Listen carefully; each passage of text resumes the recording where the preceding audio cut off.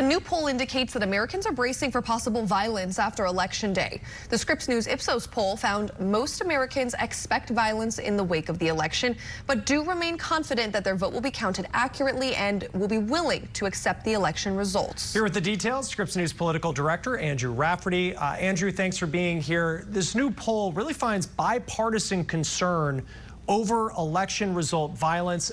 What else did we learn from it?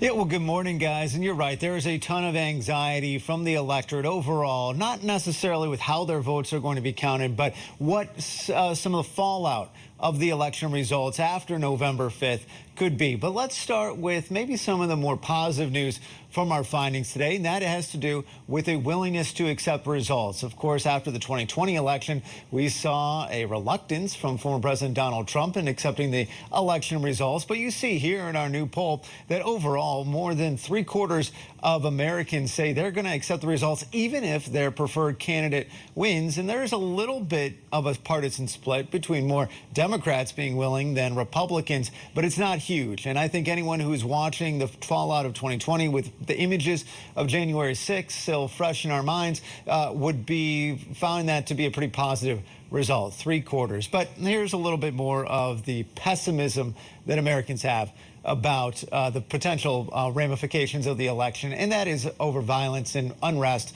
dealing with the election results. And in fact, 51% of respondents in our poll said that they would be okay using the military to prevent violence around election night. Now, we've heard a lot about the military over the past couple weeks on the campaign trail, most specifically when Donald Trump is talking about the, quote, enemy from within. That's not what this question is about. This question is about how local leaders, state officials can best prevent any sort of unrest in those days after the election. It does seem that a significant amount of the overall population, both Republicans and Democrats, are okay with this idea of using the military. Of course, here in Washington, D.C., we're used to seeing at least the National Guard, especially when it comes to big events like Inauguration Day. But perhaps we might see it a little bit more as leaders here prepare for what could honestly be what the next couple of days after the election look like. And so more on the pessimistic side, Americans, how are they feeling going on into November 5th? We ask, kind of what word